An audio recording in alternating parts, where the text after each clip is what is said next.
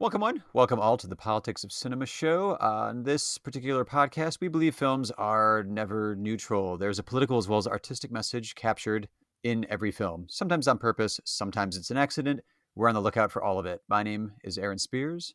And my name is Isaac Miller, and on this episode, we're talking about eco-crisis and human responses with two different movies. Cornel Wilde's 1970 eco-apocalypse thriller, No Blades of Grass, and Hayao Miyazaki's animated ecological parable from 1997, Princess Mononoke. Isaac, this topic, I believe, has been in our brainstorm document since the start of the show, or pretty early on. Eco-apocalypse. Our first episode was on Children of Men, which in a lot of ways is a related film, very related Yeah. to these two. And then also, like, our last episode was about The Great Silence, which, is a movie about dealing with despair, which Yeah. is certainly related to these as well, but also, radical hope. Like what so I've been wanting to do this pairing for a really long time, and part of it is because it's a ridiculous pairing on the face of it. Yeah. But I think that they both speak to each other or speak in opposite directions, right? They're both movies about societal crisis. They're both movies about a breakdown between humans and relations with extra human nature. We get out of Cartesian dualisms and say that humans are part of nature and shape the rest of nature, but nonetheless have relations with the rest of nature. And that in both films, there's unintended consequences to that, which potentially doom the humans involved. In yeah. one case, all of humanity. The other case, just one particular valley. And yet, I think they speak to different responses to that problem, right? That's true. Yeah. And different views of human potential for dealing with these situations. So basically, No Blades of Grass is, a little bleak in how it views how we're going to survive. And Yeah. both of them are movies that see survival through collectivity, right? Through gathering together. But the things to make those collectivities work, one of them is force and leadership and moral compromise.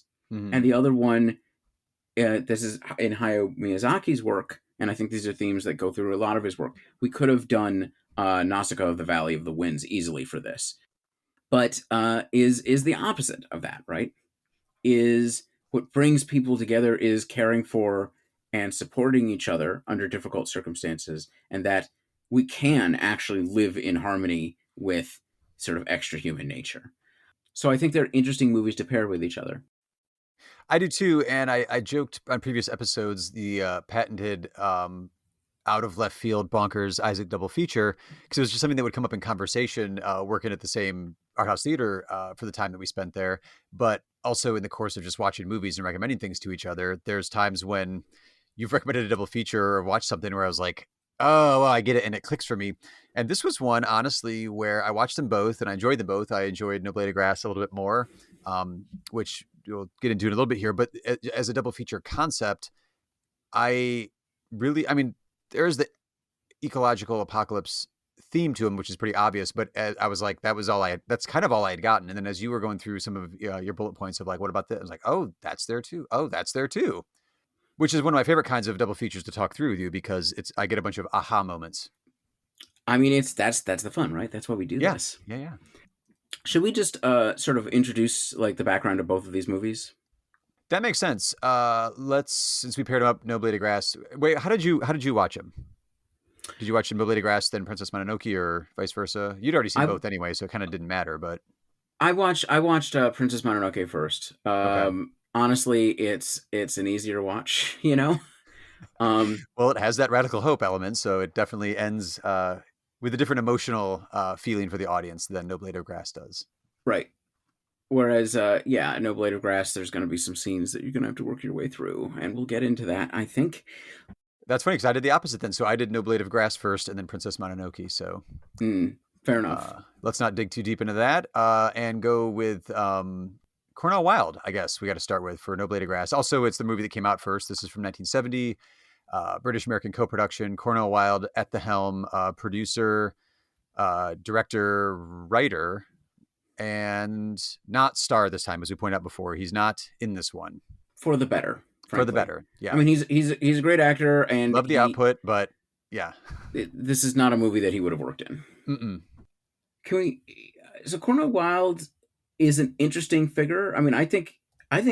Am I right to say that he's sort of, in some ways, an important figure in indie, in sort of as an Oh, indie yeah, yeah. spirit? Yeah, I think so too. He was Olympic level fencer. He was a leading I man. always forget about the fencing. Oh yeah, Yeah, it's in like 30s too. yeah. Well, that is why when he's in his 50s in Oh, Naked Prey. in Naked Prey, he looks so good, Yeah, right? he does. He's an incredible athlete. Hmm. Um, but he started, sort of became a leading man in the 40s, and he's actually of Hungarian descent, I believe, originally. And then in the 50s, he started, he started producing his own movies, and being more directly involved as well. And we've already covered one of his movies before. We covered Beach Red during the 60s, Right. uh, during our summer of the 60s. I think we mentioned that last episode. But so there's other movies that he's well known for. He nearly won an Academy Award for A Song to Remember in 1945. And yeah, so he started producing and then writing and directing. And from his 50s movies, the one I know best because I like noir is The Big Combo, which is a great classic noir. Yeah. And then he started making sort of thrillers and things through the 60s and into the 70s. But it's interesting the way he went into the 60s, because that is, like you said, when he got into he was established then as producer, director, writer, and star. So like you said, he could presumably on an independent scale, like he wasn't getting, a huge budget for Naked Prey or Beach Red. If you could sell it as like a bigger budget one. I don't remember off the top of my head the budget for that one, but budgets in '67 for a war movie aren't anything near what we would consider to be big budget now, and it wasn't then either. But No Blade of Grass is the same way, which is really fascinating to me. That it feels, in retrospect, thinking about it, a bit more low budget than maybe it was, because it's a great use of sound, radio, but also just keeping it tight knit around kind of a family group. It feels like the world is ending as it is as the story goes, but it's really told in such an intimate way that it doesn't really need a huge budget, but it portrays the larger world in a very good, like, economic use of technology and story in this one. Right. I mean, So, I but think it's it. but he's choosing these stories though. Like by the time you get to the Naked Prey, Beach Red, No Blade, like he's choosing these as a writer, director, sometimes actor, Right. producer. And these are, I mean, certainly, I mean, if you watch any of those three, he made other movies. These are the ones that we've seen. The level of earnestness and seriousness that he brings is almost on the edge of cloying. And in Beach Red, it doesn't work at all. And in No Blade of Grass, as long as you get past some pretty atrocious folk music at the beginning that is beating you over the head that this is this. Did you know that the Earth is dying because of stuff that we did? Did you know? Yes. I don't Um, think you feel bad enough. Listen to it again. just listen to it again because we're gonna play it again. Oh, and we'll definitely overlay like birds dying in muck and like Yeah. the ocean's dying and whatever. Um, He but makes it work though. He makes it work. he makes it work. So I think we can talk when we let's introduce our other filmmaker because he's Yeah. actually much better known and is considered one of the great filmmakers alive today. I think certainly the most famous coming out of active in Japan right now, more than like Takashi Miike or something. Oh, for sure. Yeah, I this is the one where I would say take it away, Isaac, because I have this is only my second Miyazaki film, directed film that I've watched. So this is a glaring hole in my film geek resume. I will watch Porco Rosso with you at any time or place. Pigs and That Planes, is, why wouldn't I? I mean, it's great. It's so Yeah, good. So, Hayao Miyazaki is sort of an industry unto himself right now. that's true. Um, he is, he's a Japanese, basically, animation director, animation god. I'm not really sure the status. I know that he had retired and then very obviously come back when I think he started a new company. I haven't really looked into it. This isn't like a deep dive episode, but Right. he his first film was Lupin the Third, the Castle of Cagliostro in the early '70s, which is a really fun movie. I don't feel like it gets into any of his particular themes. He's famous basically for themes around strong female characters, Hmm. ecological concerns and concerns about war, and flying. And this shows up again and again and again. And basically, then he did a manga which is very good, called Nausicaa, the Valley of the Winds, which is actually a post-apocalyptic, post actually not nuclear war, but like apocalyptic war scenario. Really great science fiction story, which then got adapted into the movie in, I guess, the mid '80s, and he insisted on directing it.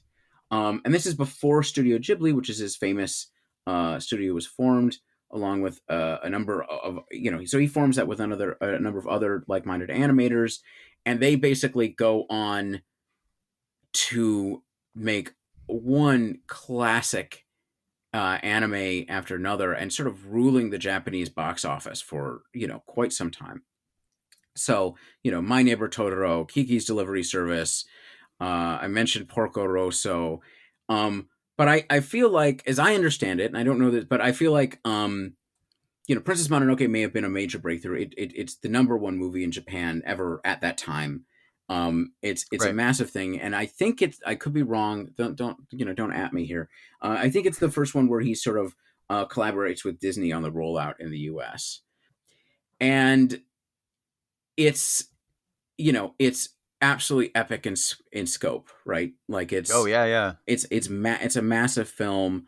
And then he, I think, if anything, went to greater heights with Spirited Away, which is what came afterwards. And since then, there's been more and more. But within sort of American culture, and to a certain degree global film culture, but I certainly know in the United States, he's sort of transcended the anime bubble, right? Anime is a Oh yeah, massive yeah. global industry, and Japanese culture is deeply influential globally, but it gets niched, right? Hmm. Like, even if these are like the most popular shows for like teenagers around, they get niched. Their artistic, artistic qualities get ignored. That's not true with Miyazaki. Miyazaki is considered a major filmmaker and a god, and like generally considered within film circles. Oh And yeah. there's a lot of reasons for this, not all of them totally fair, not in the sense that he doesn't deserve it because he is that great a filmmaker, but in some ways in ignoring the fact that there's a lot of artistic anime that comes out and of incredibly high level, Hmm. as well as a lot of trash, because anime is in fact not a genre, it's an art form. And so there's lots of different anime genres and lots of different types of film. And when there's that much of something and it is its own form, there's good and there's bad. Yeah. So I found real quick here, Isaac. Actually, it says 5 of Studio Ghibli's films are among the 10 highest-grossing anime films ever made in Japan. Period. So 5 of the 10 are Studio Ghibli. yeah, I And mean then it's yeah, it was number one that year at the box office in Japan. Princess Mononoke, and a couple years later, Spirited Away took over. right. So And like part of it is also, I would strongly suggest, it's not, when it comes to Studio Ghibli output, it's not just his movies, right? Grave of the Fireflies is a piece of art of incredibly high levels. Just get your hankies ready and make sure you're in a good mood, because you're not going to be when the movie's over.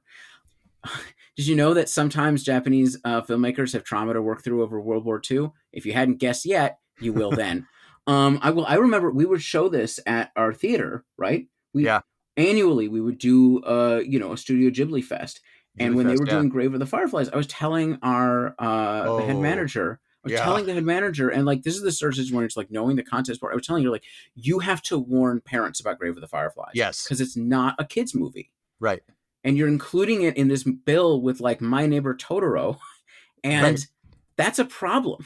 Yeah, and we were doing like dubbed and subtitled separate screenings so that people that had younger ones could come and appreciate this. Like you could be 4 years old and watch Ponyo, as you know, that was the other Miyazaki one that I've seen. I watched that with my daughter when she was younger, and it was just like on repeat because it works. But she wasn't able to like read to keep up with subtitles that fast, so you had to go with the dubbed version. And so you have Right. a dubbed version of Grave with the Fireflies on like a Sunday afternoon.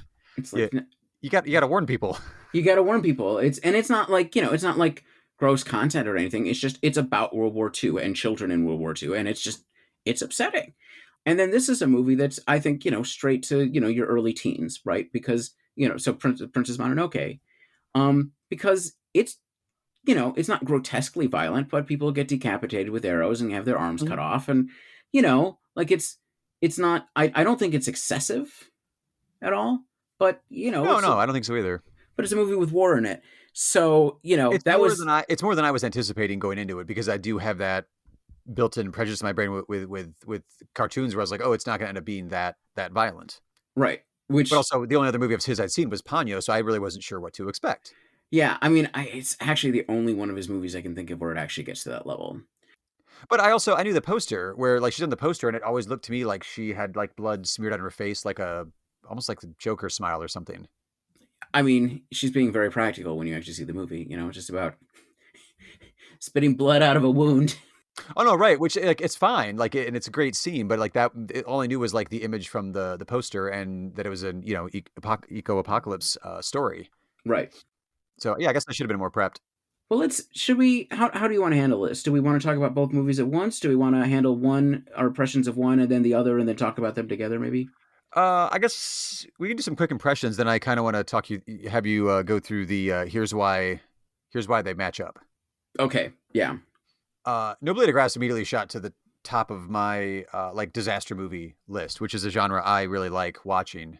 Because it's a wow kind of a movie. It is bleak. And like I said, since you're watching a collapse of what we would recognize as society, there are some bullet points you have to hit, and this one jumps right into it and it doesn't fuck around. Like, the family that we follow ends up, killing troops at a checkpoint right away. There's a very rough and immoral rape scene in there that's right away. It shows how quickly things fall apart, and you jump right into this family, and it hits the ground running. There's not time in this situation to like discuss things or take a vote. It's so scene by scene survival and moves at a pace that it was like, that's what I want out of my disaster movies. It's also cripplingly bleak, which is which is accurate for an eco-apocalypse movie.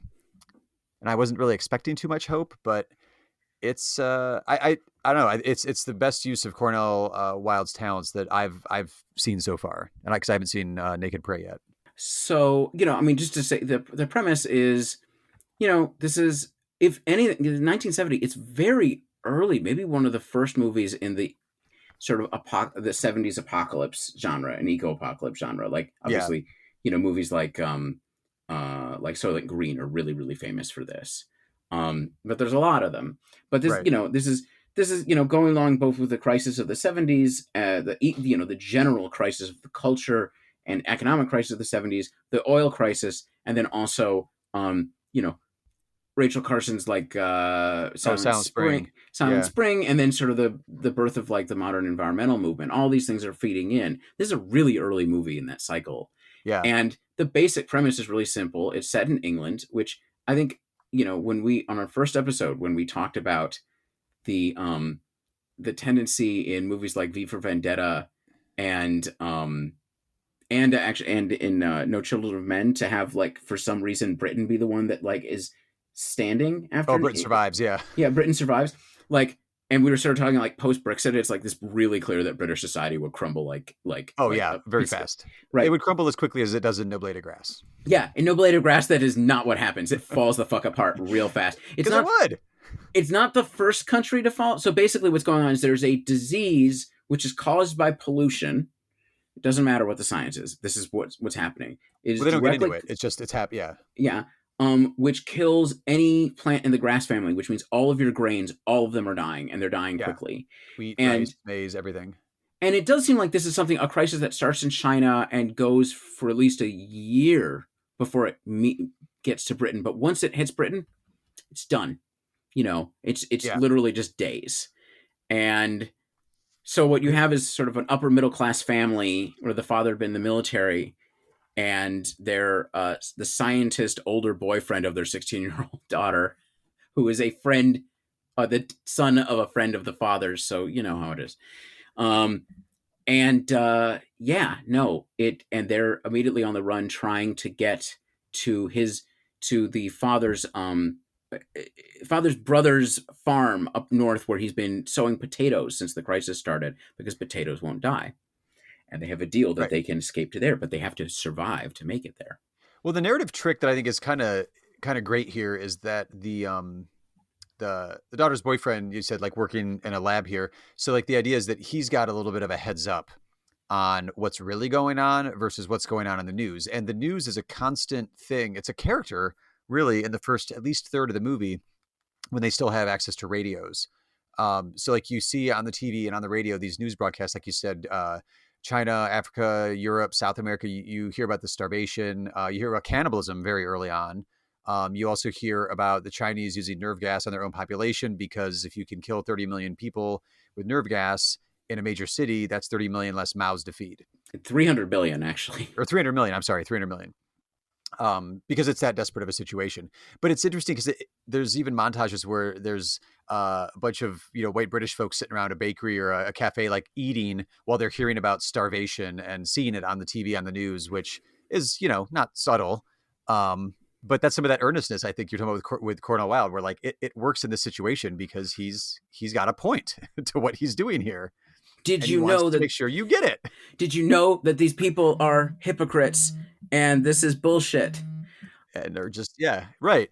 But so the narrative trick though is that they get they get a little bit of a heads up, so they can head out right, quote, before the shit starts hitting the fan. But what ends up happening is they're on the street packed up, like kind of as the shit starts hitting the fan. So they're not going to make it all the way to the brothers' farm, but they have a slight bit of a head start. So it's really a chase movie. At its heart, at the bare bones of it, because they're trying to get from point A to point B as quickly as they can with a society that's collapsing quickly around them. And then the news, like I said, is they have a car stereo, is they have very limited TV access. It's mostly through stereos. You get reports, and you realize that by the boyfriend having his in at the lab, there's that. No, you're right. It's the stiff upper lip. It's the keep calm and carry on. Like the BBC News keeps putting out, like, we've got this under control. We have reserves. Blah blah blah. Like there's not. They're doing their best to try to keep calm amongst the population. But they know the real scoop because of the boyfriend's role in the lab. And then you slowly see that kind of come just smashing into their reality, where like once everybody realizes, wait, we're being lied to. Shit's falling apart. Yeah. It gets really bad really quickly. I have a question with the speed of this. So our sort of lead character, John Constance, who is Mm-hmm. who has an eye patch and is an ex-soldier, though apparently he didn't lose his eye in combat, and is this sort of calm, patriarchal, sort of distant figure, right, who takes on this leadership role and leads more and more people and is willing really to be incredibly ruthless very early on, and it's just, oh well, that's just the way things are and we just need to do them that way, right? Yeah, And he takes on switched that flip right away. right. And that was sort of my question is, so is it that events are going really quickly, or is part of the point that he was always this? I mean, it's definitely there. It was turned on, and he's definitely able to. Well, actually, they do give him a little hesitation. Remember, I mentioned when they come across a checkpoint and they kill 3 military personnel. He can't shoot at first. He has the gun. He's aiming, and he doesn't actually end up pulling the trigger. He has a young guy with his girlfriend who has joined their party at a gun shop that they ended up robbing to get ammunition, and he can't use the gun right away. The young guy actually kills the 3 soldiers, so they give him a moment of hesitation Right. as the leader, but he pretty quickly after that is like, oh yeah, this is where we live now. Okay, but yeah, that's clearly there. That's clearly also, it's pretty clear he's relying on his military training. Not overtly. This isn't like a eye patch John Wayne ex-military character. But I don't know. He's not too far off, I guess. Well, I think what he is, it's that he has organizational skills and leadership skills. Mm, He's not the best shot. And so part of it is this, they're initially it's the family unit and the scientist boyfriend. right. And then what they pick up is they go to the first murder they're associated with. They go to a gun store, which he goes there for hunting equipment sometimes to get more guns for the road, and the guy won't give them to them because regulations say that you need to have your whatever for it, and they're like, Yeah. you do realize civilization's collapsing, and this guy's like, no, I have absolute faith. And so Puri, and who's introduced is one of the a live-in employee of the gun store, and his wife, named Puri, who is clearly has a criminal background, murders his boss basically, and he murders his boss in cold blood and just says, "Hey, take me with you, because clearly this is a better way to Yeah. go." And he, in some He's ready to ways, go.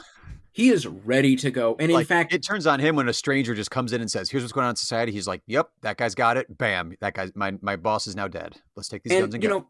part of what it is, I mean, in some ways, he's the representation of what's happening to society, right? I mean, he's the one who sort of lays out what's happening. Is like very quickly, he's like, civilization is collapsing. The old rules are gone. I mean, he actually ends up Mhm. killing his wife for flirting with. I mean, if you want to talk about patriarchy, right? Yeah, He murders his wife for flirting with Constance. Doesn't blame Constance for any of this. It's no, it's the old lady. It's her fault. mhm, But basically, it's like, this is what I would have done if I could in the old civilization, but I can't. But I couldn't. right, Now I can. Things are different now, and we're going to have to deal with it. But what's interesting is actually the relationship between him and Constance is he knows that he's stronger than Constance, but he respects Constance to lead. And I right, think that's where the military training comes in, is he recognizes that this is someone with the background to lead in this situation. So he'll be yeah, his enforcer as long as he gets what he wants out of this, which in this right. case is immediately glomming onto His daughter. his 16-year-old daughter and Yeah, stealing yeah, her away from our wimpy scientist. Because in No Blades of Grass, it's the strong that survive. right. Which is interesting because the wimpy scientist, as you as you mentioned, which is exactly how he's played in the movie, that one kind of made me chuckle a few times because he looks like the white guy, blonde haired, blue eyed, like American quarterback character in like a teen movie over here. Like he'd be the hero Right, but over here in Hollywood not. telling that story, which is interesting. I mean, his arc is to get to the point where he can shoot people, and he does it eventually. Yeah, good Because, for him.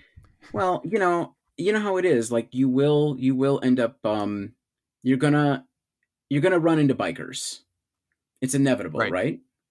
And in the course of apocalyptic events, you're gonna run into bikers. So they do get to shoot a lot of bikers eventually.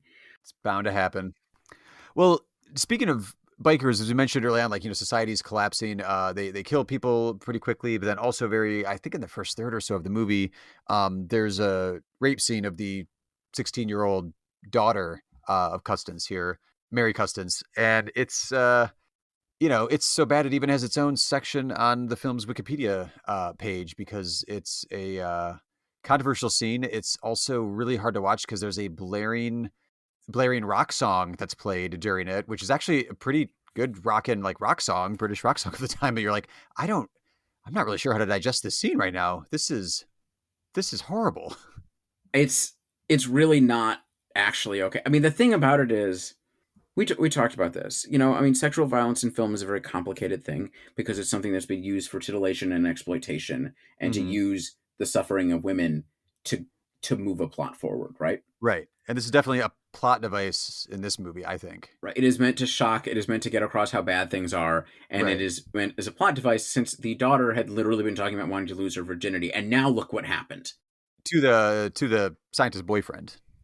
Right. She was going to lose her virginity to the scientist boyfriend. And he's like, "Oh, you're just 16. I'm not sure that's a good idea. Your parents would kill me." And then very shortly afterwards, she's brutally raped. And it's like,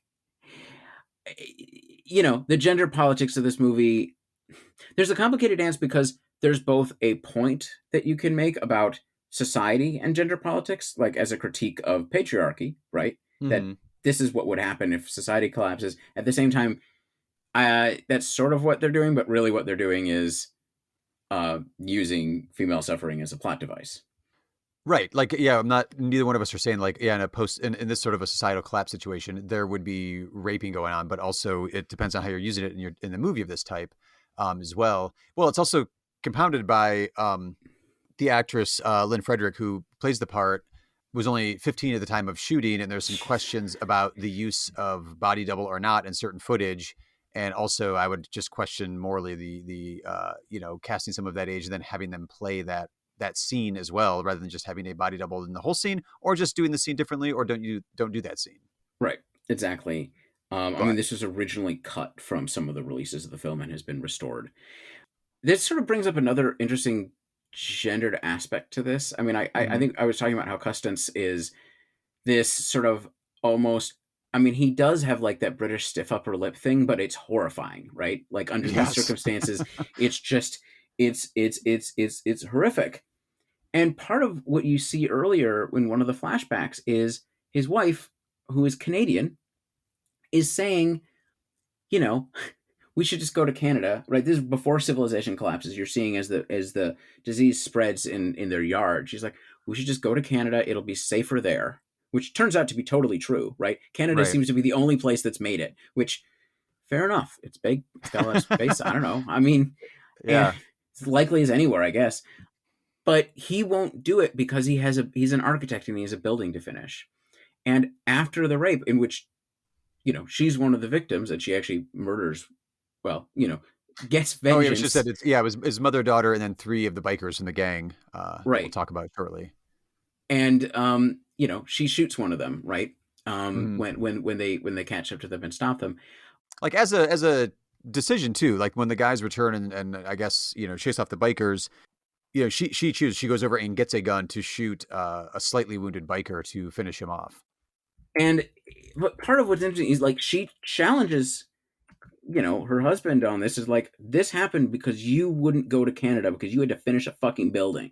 Right. She doesn't say it that way because she's a very sort of passive traditional wife in a lot of ways. And he just sort of brushes it off as like, well, that's just the way it is. It's like, it's you fucked up. Right. But as the patriarchal father and the leader of the group, and they start to gather more people around them, they actually end up, first they get robbed by local townspeople of their car, who don't kill them, but like take all their things. Hmm. But then as they go along, well, they learn that lesson, so they kill the leader of another group and have them join. Like they Right. start to gather people together as they learn that sort of might makes right, and at least a larger group will keep you more protected. You need more guns with you. Well, I was gonna say it was kind of a strategic thing too, because he said by the time they get to their brother's spot, it's kind of in a valley area, so with enough people, it would be an ideal place to defend, and that's going to have to happen. So he's realizing I need some recruits to go with me. Right.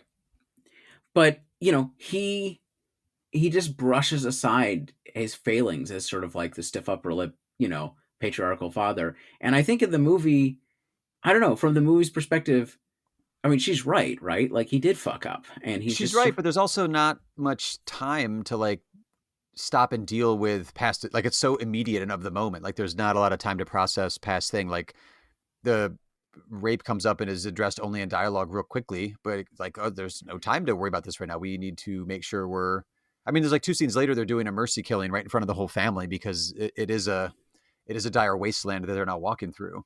right. Everything is dying around them, right? I was just glad to see that she actually did confront him about that, even if it is just a quick scene and nothing really comes of it. I was glad that she actually brought up the hey, if you would have listened to me, Canada was an option.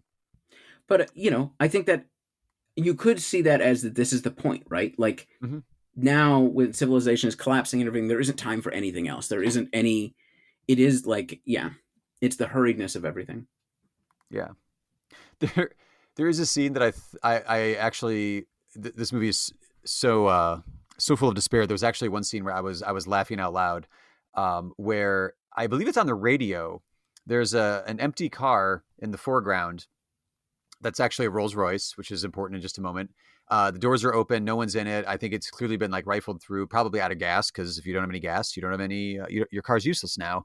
Um, but it's playing on the radio a Rolls Royce ad on the car Yes. radio, and in the background you can see the group we've been watching just like walking, their silhouette on like the horizon, just walking right by, and it's this great juxtaposition of just like what was normal consumerist society, like a week or two ago at this point, whatever it was. Some of that stuff is still going on out there, and how just totally and utterly pointless it is at this point.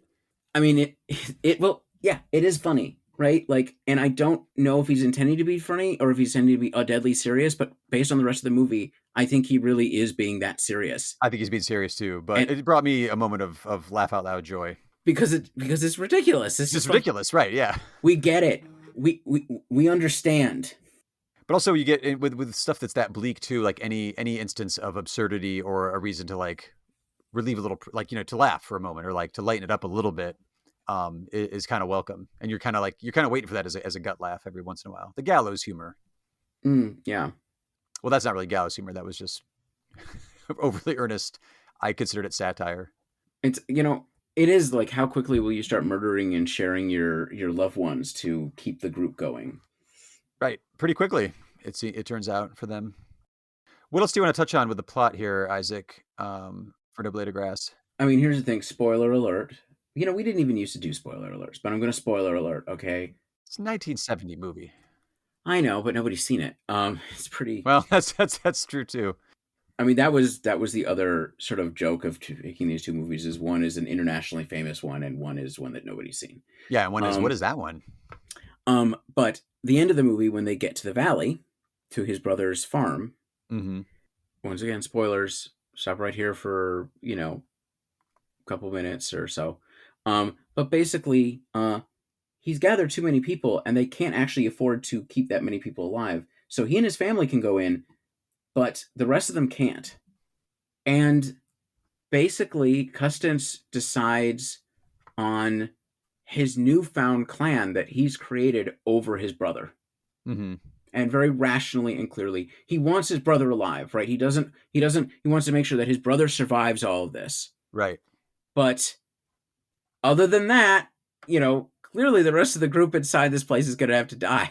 Like, Yeah. No. It's that is actually what he's ready to do very quickly, But because his brother has a little bit of a clan or a group with him as well. right. That's the point, is that they've already been gathering their neighbors, so they have Right. room. The deal was for the family Right. unit. The deal was not for half a dozen other families, and so they lay siege. Yep. And they succeed, and they kill his brother, and it's just another matter of fact thing. It's sad, but it was the way it was, because that's the world that we live in now. Well, it's interesting though. It's treated not actually as matter of fact as the other killings in the movie, because Sure. visually what he does is he inserts. I think they're even black and white. There's still photos Mm, of his brother like reacting to being shot in his last moments. And there's not a use of still photos in the rest of the movie. mm, And that part, it jarred me for a second. Because it's giving you that last moment. And you sit with it for a second rather than like watching somebody acting, with I got shot, and dying there in his fortified tree fort at that point, guarding the edge of the property. So I thought that was kind of interesting. And also it's the emotional climax of the movie, because that was like, you see his brother in modern British society before the plague gets to England, and then at the end, this is what he's been working for the whole time, and he ends up actually well, he doesn't actually shoot his brother, but his brother does die. But yeah, that I don't know, that little production flourish, I guess it was like, oh, that's an interesting choice here. We're switching to photos.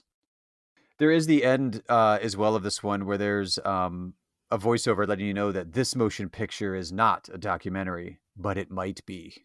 it might be. Again, Wilde is trying to make sure you get his point. Did you get it?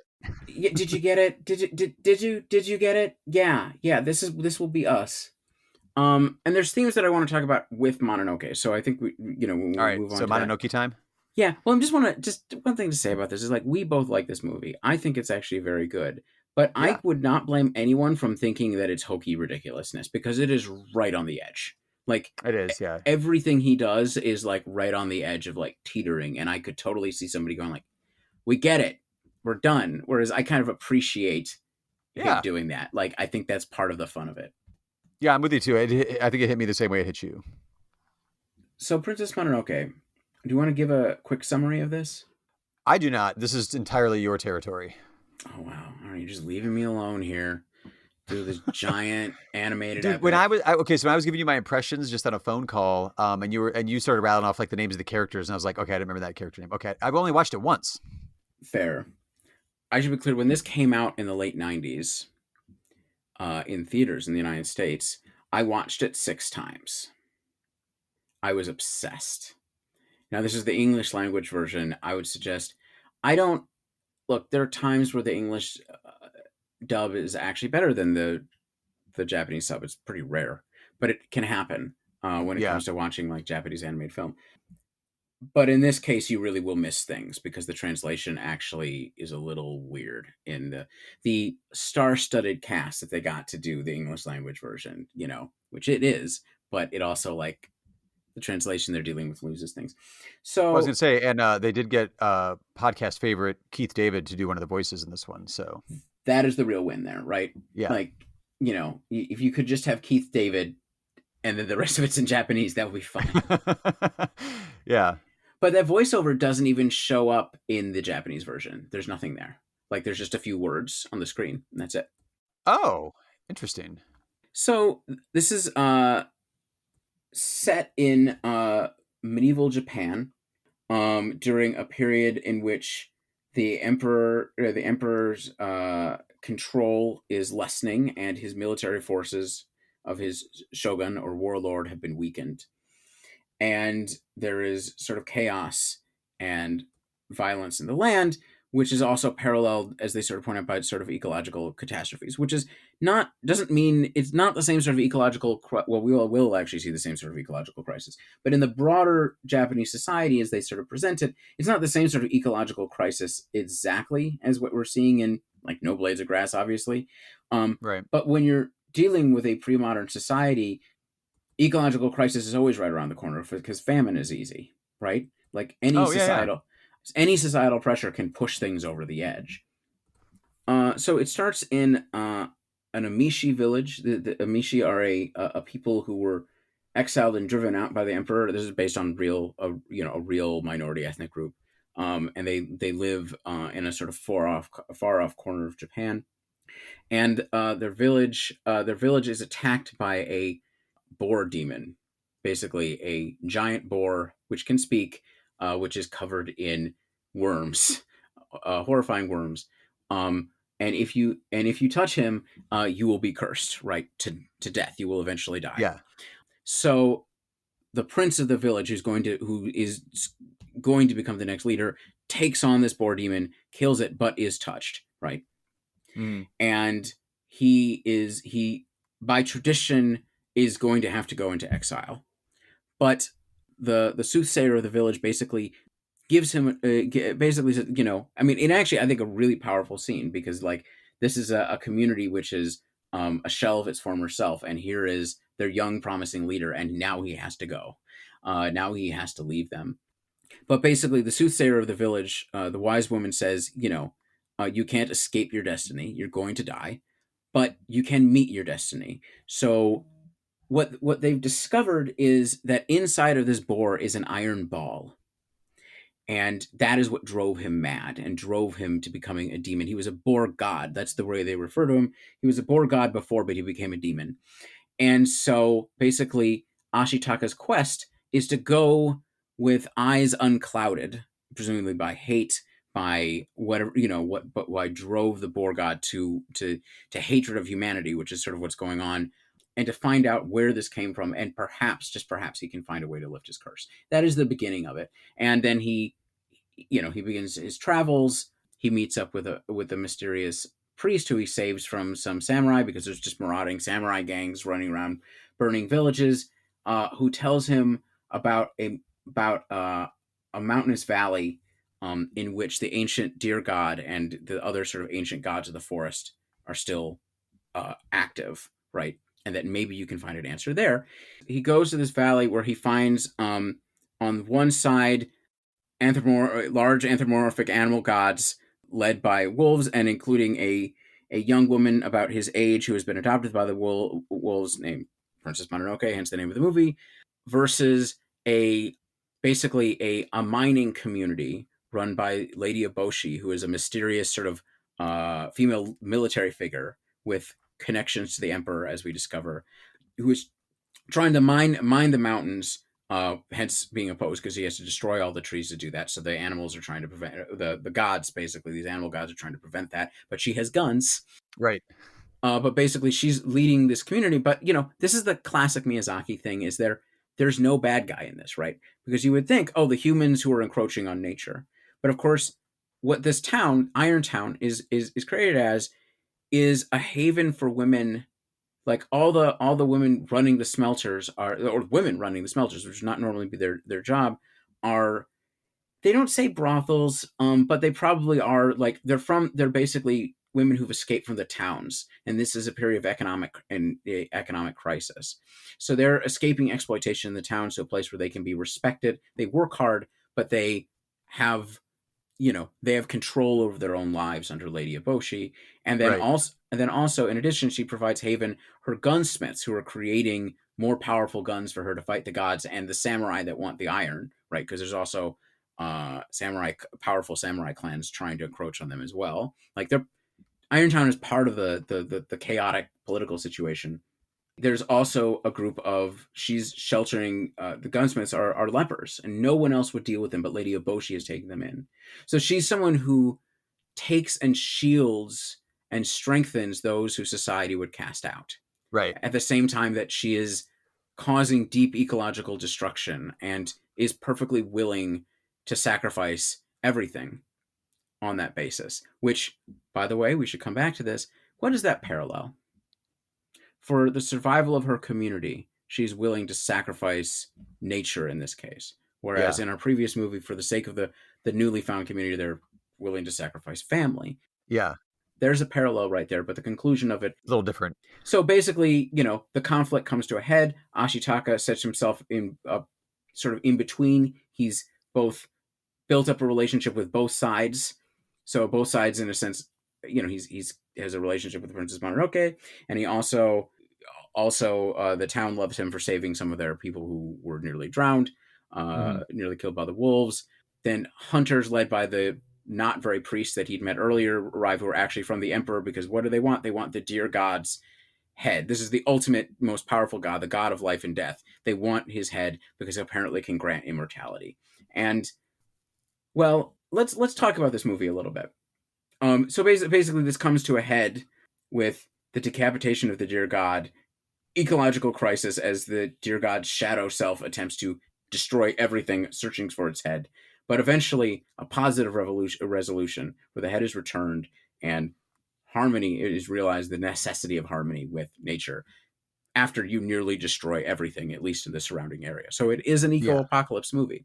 And you had told me that this was the uplifting one of the two. So I watched No Blade of Grass first, as I previously mentioned, and then I watched Princess Mononoke. And this was a first time watch for both of those movies for me.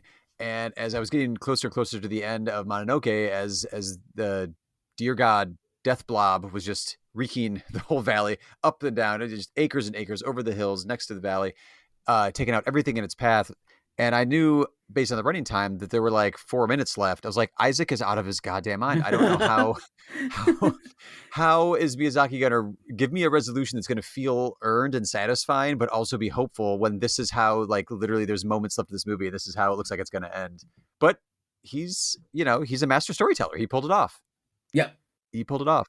So I guess, thematically, I don't know. I know you're not as into this, but I'm going to put you on the spot. Like, thematically, what did you find in this? It definitely, to me, and I liked it. It's just, I don't want to say it's the problem I have. The mental block I have with Miyazaki is that, as you said, he's at a, god cult level status of filmmaker, of storyteller, of artist, and being completely inexperienced in watching his movies. It's only the second one I've watched. I need to find that movie of his that clicks for me. That I feel like I need to find that movie that would click for me the obsession button. It'd be like, Mm, oh, okay, I need everything now. And then the two that I've watched, they've been great. I've watched Hanyu several times actually, but it's been a few years. But it's I'm appreciating it more as an intellectual watch than like a visceral, like, oh my god, like, that click of obsession. And I may never find that with him. I hope I do. There's like, I never got that with Sam Raimi, and I know people that adore him as a filmmaker, and I was like, it's just they're good. It's never clicked that obsession button for me. I feel like Miyazaki would, because I like the themes he's playing with, and it's clearly an artist at the top of his game in the stuff that I've watched of his. So there's this built-in almost film geek disappointment when, like, I was kind of hoping this movie might be that for me, and it mm, was really good. It was beautiful. It was gorgeous. It's densely plotted, and I think one of the things that I, just knowing you as a film geek, Isaac, I think one of the things that I could see, like, oh, this is why Isaac really responded to this one. There's complicated allegiances amongst the various, we'll say, factions or tribes or whatever within this storyline. And like you said, there isn't just cut and dry good and evil, black and white, protagonist, antagonist. Lady Eboshi's kind of built up before we meet her as, and Iron City, Irontown itself is like, oh, it's bad for the land. So you're like, oh, okay. And even in my head, I'm subconscious like, oh, this is gonna be the villain then. Right. But like you said, Miyazaki doesn't operate that way. So like by the time 10 minutes passes, you're like, oh, okay, I see what she's doing here. Like, because you said there's so many good things that she's doing there. So you have to give it time to breathe and time to realize that, let the story be the story that he's telling, and stop bringing your preconceived notions of what a story needs to be to it. Right. Like I was like, I think an hour in, and I'm still meeting new characters and realizing how much of this world he's building, because he's also not rushing to build the world. Like it's a very interesting kind of meditative, contemplative pace to a lot of this. And then like at the hour mark, when there's a big battle scene, the pace really kicks up, and he's great. He knows what tones to set and what color. Oh my God, his greens pop so well. This whole movie, like the lushness by the end, you're just like, oh my God, like how many different shades of green can this guy put into one frame? So, but and the idea of good and evil, though, like my brain was still hardwired that way. That's why I was thinking, Lady Eboshi, oh, this must be the evil character. I was thinking that the evil villains, even going back to the opening scenes with the boar with all of the worms coming out, I was like, oh, the bad guys are boars that are covered in worms for whatever reason. Which, how does that boar arrives at the village just coming out of the valley? The boar is Nago, who was the leader of the sort of anthropomorphic boars of the valley, of one of the mountains that of the mountain that Lady Eboshi first attacks. And Oh, this is up until this point, they have been able to drive out humans easily. Between the wolves and the boars, not a yeah, problem. should be easy to do. But once guns are introduced, they're completely outmatched. It's really kind of hopeless.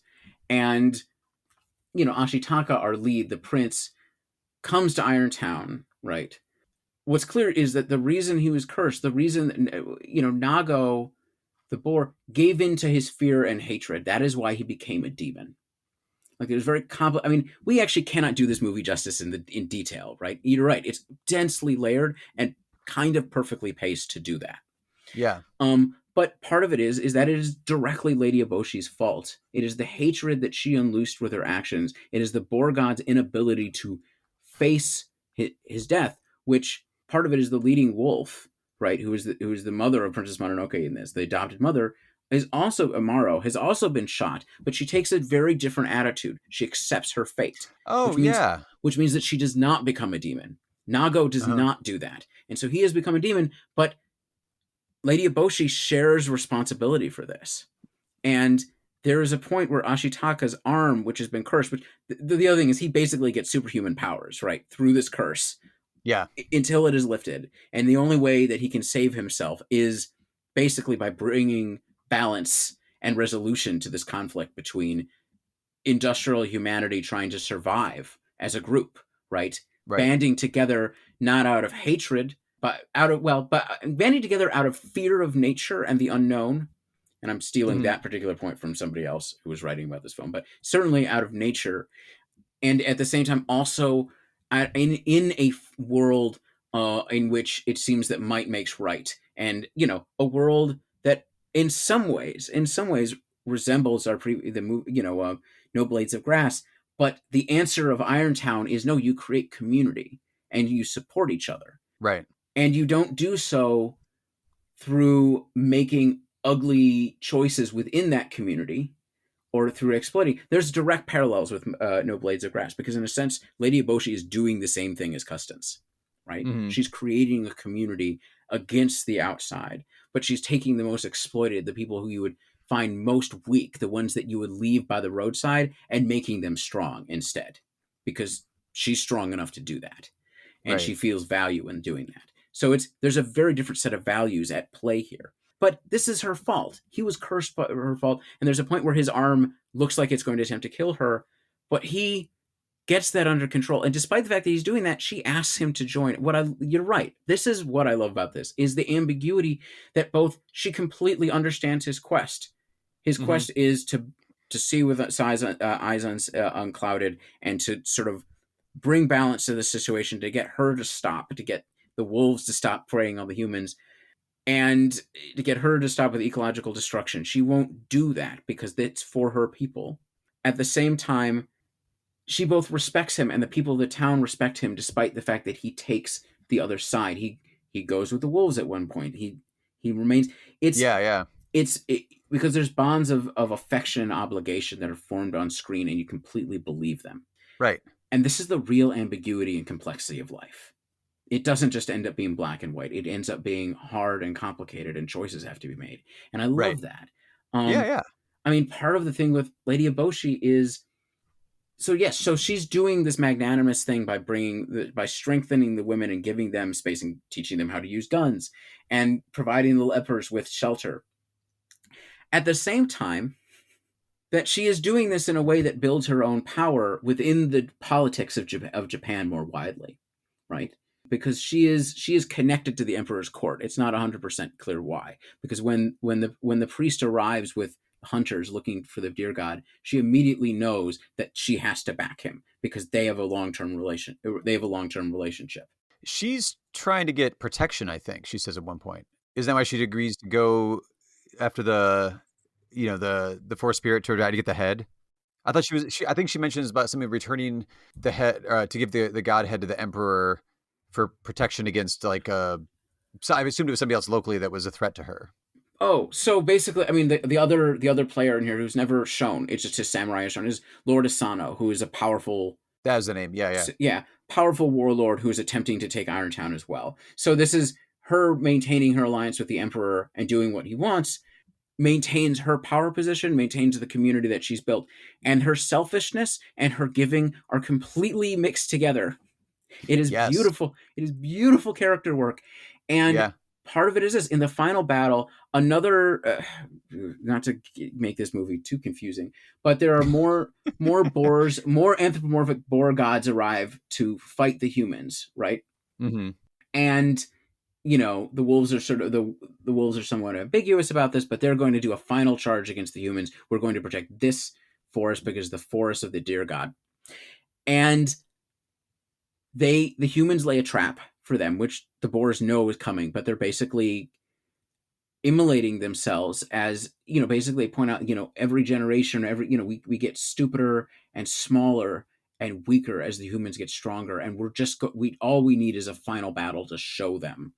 Yeah. But Lady Eboshi is joined up with the Emperor's hunters, and she takes all of the men of Irontown with her to help with this fight.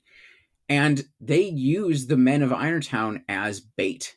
They put mines under their feet to trick the boars into attacking. Those are her people. Yeah. And she goes along with that plan. So she is a very complicated, ambiguous character, and that's why she's great. That's why it's great because it never feels like a mustache twirling purely evil villain. It never seems like Tegrero from Great Silence last episode. Like it's not.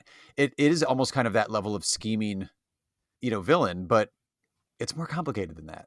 Well, because her intentions are pure and impure all at the same time. I mean, there Right. is a similarity. The similarity with Tigrero actually is that she's a schemer, and she's also someone who can be very transactional, but she's also Yeah. somebody who thrives on ambiguity and caring for her people, and both in turn and in different scenes. We're ending up talking about Lady Eboshi more than anybody else, and you could talk about any of you can talk Well, it's about a really interesting, complicated character. right. You could talk about any of the characters in this movie. Sure. Maybe not quite as much, but Well, instead of comparing it to Great Silence, how do we match this up with No Blade of Grass? so for me, I think I've touched on a little bit of this. These are both movies about societies in crisis, and they're both Hmm. movies in which groups are created to handle that society in crisis. But I think, like I said, there's a couple of different things we could say. Is that this group forcing, right? Irontown brings out, in many ways, both the worst in people and the ecological destruction that they cause, and the best in people, and the protectiveness and the place that people can Right. actually be free. Whereas No Blades of Grass, it only brings out the worst in people. And I think, thematically, you see the parallels and you also see the divergence. And if we get beyond just the obvious material differences and conditions in the film, but also say what that's arguing about human nature in crisis, I don't find the cynical argument, well, no blades is grass, is actually how this would happen. Because, of course, humans have survived the Black Death. They've survived ecological crisis and famines and horrific Right. conditions. It's And how it could happen. it's how it could happen, but it's not necessarily how it happens. And you don't maintain community just doing it that way. So I think Right. the argument of Princess Mononoke about human nature is really powerful. And then the other thing is what they say about their ecological crises, because No Blades of Grass basically starts with it being completely irreconcilable. Yeah. Yeah. It's Yeah. already done. The party's over. Whereas Princess Mononoke makes an argument that, in this one place in which human industry is destroying the natural environment, like in No Blades of Grass, the contradictions of that, one through a disease that destroys all grain, and the other through a headless giant god destroying everything that he touches, there is a contradiction in human actions that drives them to the limits, right, of survival. And yet, Princess Mononoke argues that you can find, after that destruction, you can find reconciliation, and you can learn from that and not repeat the mistakes of the past and create a new community, right? Because basically at the end of it, Ashitaka and San, Princess Mononoke, are in love, but San can never reconcile with humans. She is technically human, but she's not human because she's lived with the wolves all her life. And Ashitaka ends up living in Irontown, but they're also together and they're going to see each other weekends. Um, Right. It and does so have that vibe. and so basically it's like that's the sort of A beautiful relationship. it's a beautiful relationship, but it also intimate. Lady Eboshi realizes that she needs to rebuild the town on a different basis, on a Right. Right. Right. non-exploitative basis, because we're Because she actually, learned a lesson. because she's learned a lesson that we're actually dependent on this nature and we cannot destroy it. Right. No Blades of Grass basically says humans aren't able to do that, and they're not going to do that unless this movie is successful in convincing you to do this by making you feel really, really bad. I actually think that Miyazaki maybe takes a better tactic to It's, making that well, it's point. more hopeful, but So now that I think um, about it, both movies are actually trying to make the same point, but one of them makes an argument about human nature that we have the potential to do this, and the other one is scolding you. oh, I see what you mean. Yeah. Well, because also the way No Blade of Grass ends, like there's no there's no real resolution to speak of too. Like Mononoke, like there's the moment of like, oh, lessons were learned. We're gonna do it this way now, and there's the hope of like, now that everything's been destroyed, what will the new civilization be like? Whereas No Blade of Grass ends up just once his brother's dead. I guess we just assume that that group then takes over the brother's land, and then maybe he gets offed by government troops or bikers or who knows what's going to come through there. Right. There's no lesson learned in No Blade of Grass other than, oh, sometimes you got to kill your brother because that's the next step to making sure that you survive. And don't get to this point, Yeah. because this is what we're going to be. You want to have to make these decisions? Don't get to this point. Well, and also the fact that we're like this is how we got to this point, because we didn't give a shit enough about our environment to actually deal with it. Right, which is still like, again, like there's no lessons being learned there, which keeps it pretty bleak too. But I mean, I think, one of the things to remember about Miyazaki and somebody of his generation is that he's seen civilization be destroyed. I mean, I think yeah. Miyazaki is old enough to have lived through World War II, at least as a child. And he's, I mean, that has such ramifications for Japanese culture up and down the Oh, yeah. line, right? And, it still touches his films. And he's seen it be destroyed, and he's seen it be rebuilt from the ashes. And in Mm-hmm. a certain sense, his argument about what humanity can be, to me, resonates more, because That's true. it's it's not outside of his experience. Whereas, you know, honestly, Americans have never experienced any. No living Americans who didn't immigrate from somewhere else have ever experienced anything like that.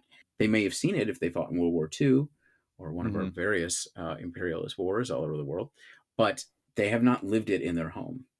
So I think there's that adds a layer of power Yeah, you're right. when Miyazaki is willing to say no, in this desolate world in which literally one of the lepers say, it's a cruel, horrific world, but humans just want to survive. It's not quite the quote, but like basically, Mm-hmm. which is something that totally resonates with the themes of No Blades of Grass.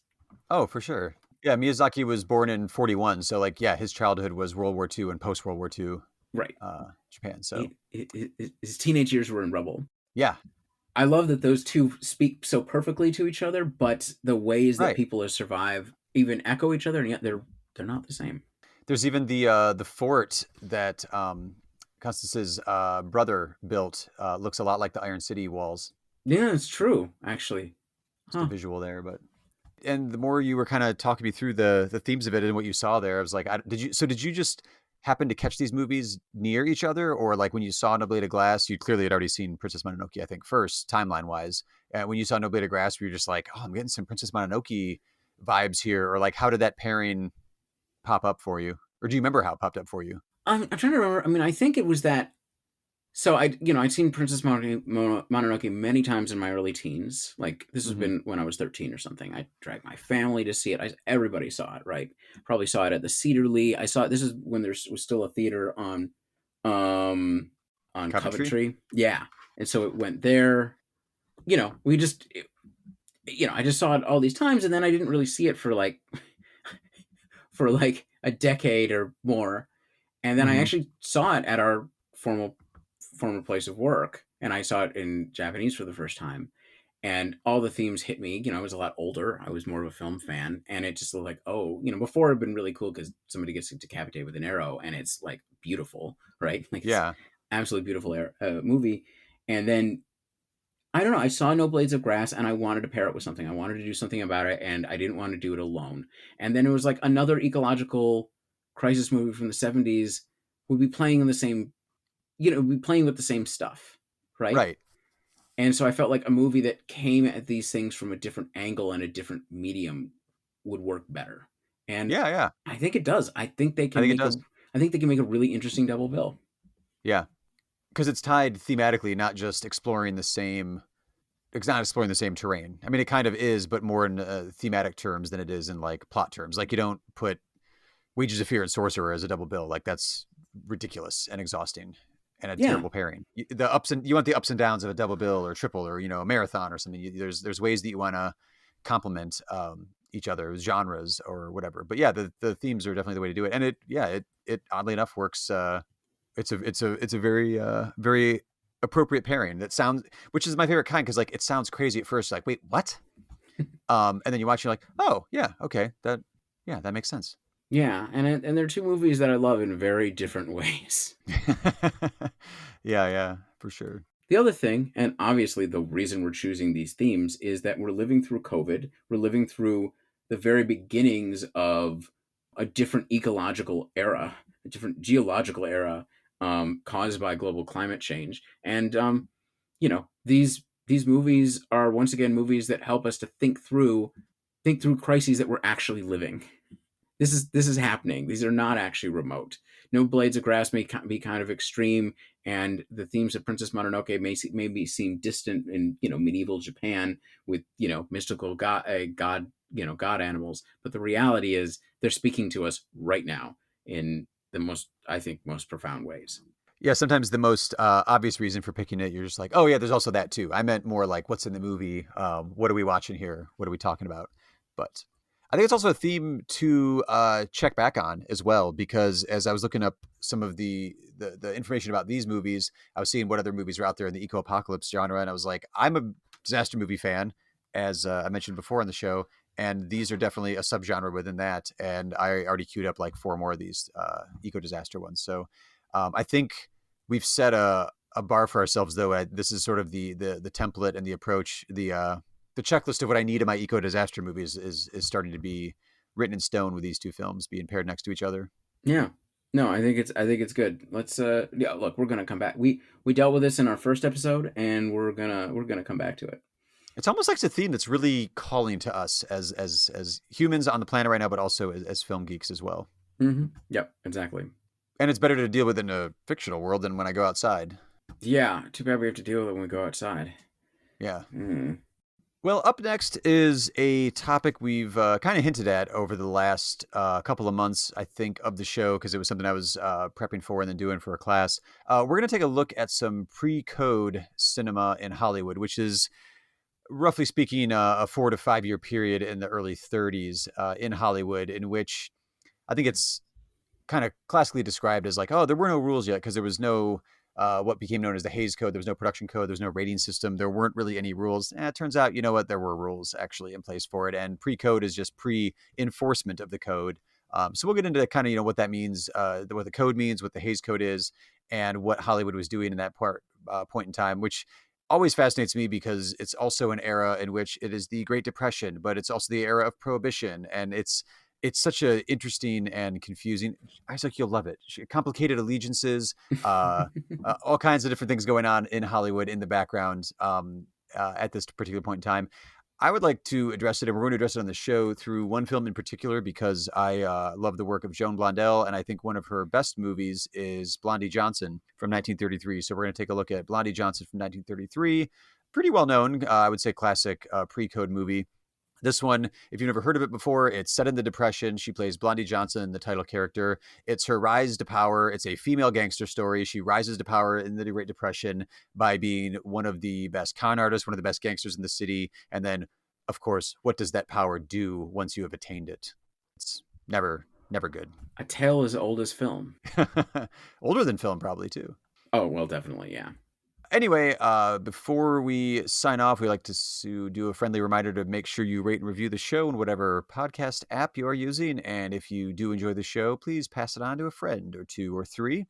We're up and running on the usual social media outlets, so check the show notes below on whatever device or thing you're using to listen to us on, and click on any of the links that you're interested in. And until next time, I'm Aaron Spears. And I'm Isaac, and stay safe out there, because we actually are living through an ecological apocalypse of sorts, and these movies are pretty relevant.